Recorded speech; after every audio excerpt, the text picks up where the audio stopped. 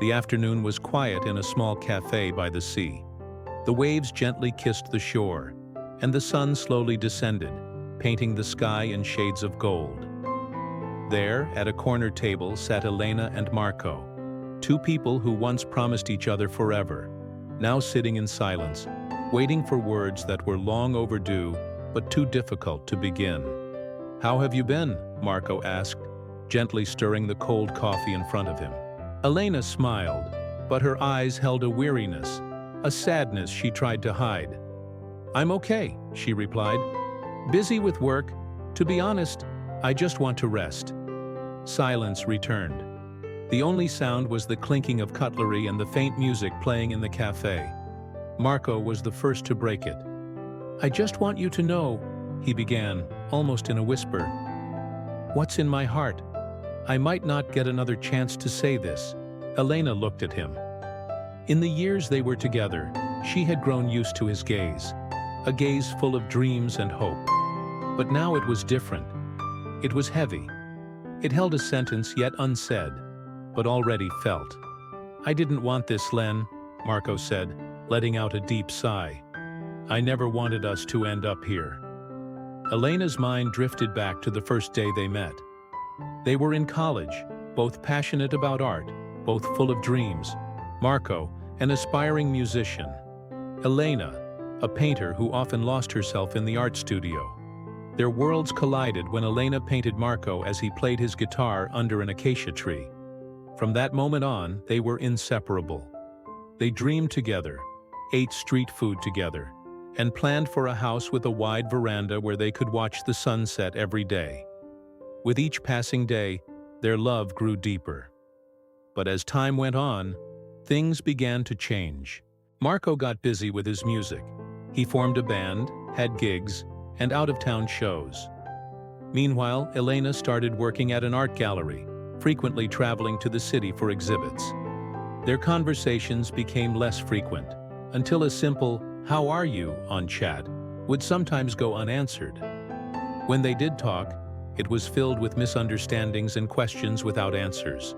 Then one night, amid the roar of the crowd at a bar, Marco noticed Elena no longer searched for his eyes in the audience. On the other hand, Elena had grown tired of waiting for attention from the man she loved, who seemed more engrossed in a world without her. "We're not on the same page anymore," Marco said, his voice cracking under the weight of his emotions. "We always argue. Small things become big fights. We're not the same as we used to be." "That doesn't mean it's over, Marco," Elena replied, holding back her tears. "I know things have changed, but I still love you. I love you so much." "I know," Marco answered. "I love you too. But sometimes love isn't enough. Our hearts, our minds, they're in different places now." That's when Elena's tears finally fell. For years they had dreamed of a forever that now seemed to shatter in an instant. Marco tried to reach for her hand. "I'm not doing this because I don't love you. I am doing this because I don't want us to reach a point where we still together, but we're both just hurting." Elena was silent. She closed her eyes and slowly nodded. "If this is really it, Marco, then goodbye." And for the first time, a tear fell from the young man's eye. "Goodbye, my love," he whispered.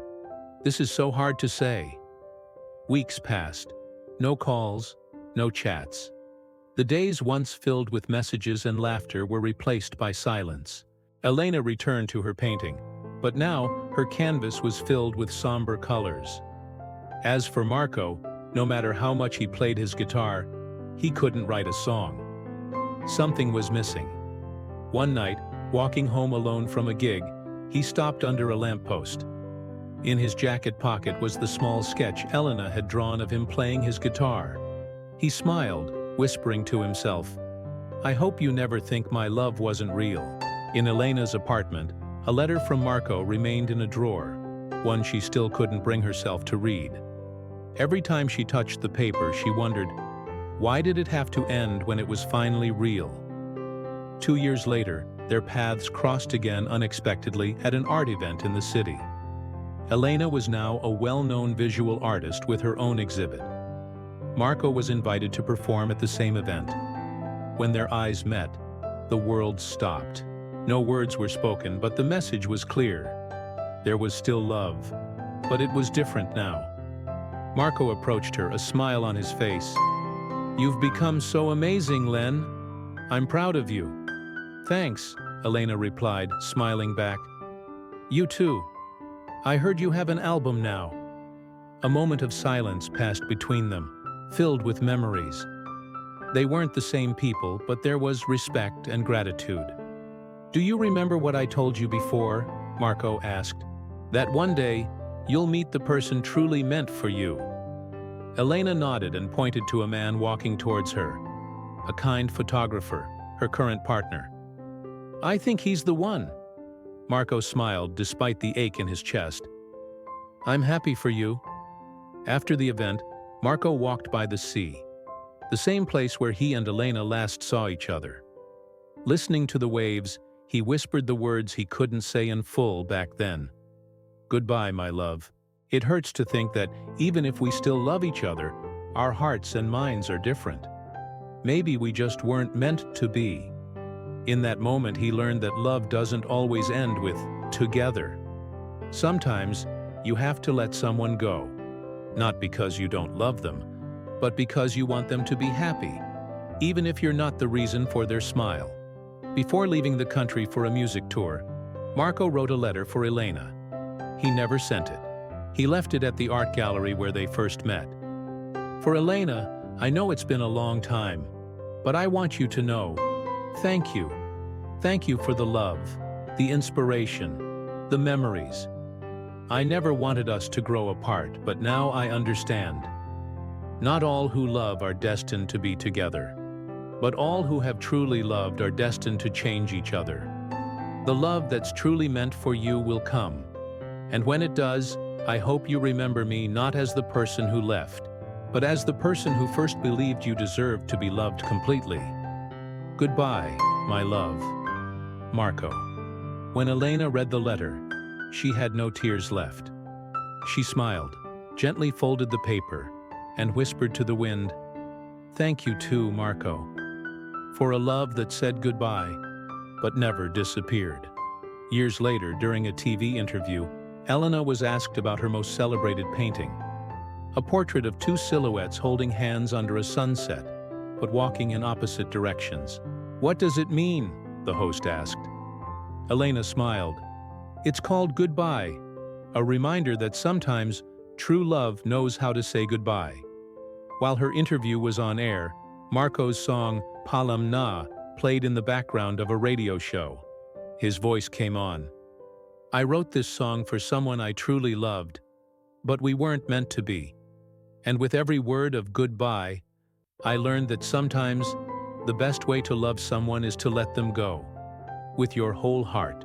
On the other side of the city, as Elena painted her new masterpiece, she smiled softly upon hearing that voice. They were no longer together, but they had both become whole. And in the quiet of their new lives, their love remained, in the form of hope, memory, and gratitude. In the end, not all love stories finish with a happily ever after, with an us. And that's a truth that can be hard to swallow. We often think of love as this grand destination, a final chapter where two people walk off into the sunset together. But sometimes, love isn't the destination at all. Sometimes, it's the journey, a temporary stop, a lesson we desperately needed to learn. Sometimes, love arrives in our lives not to build a forever home, but to teach us how to build a home within ourselves. It comes to show us our own strength, our own worth, and what it truly means to love ourselves more fiercely, more completely. It's a profound preparation, a way of molding and shaping us, making us ready for the person who is genuinely, truly meant for us. This person, this temporary love, helps us understand what we want, what we need, and what we will no longer accept. They help us draw our own boundaries and discover the depths of our own hearts. And even if you don't end up together, the memories remain. They don't just vanish. They become part of the beautiful, complex tapestry of your life.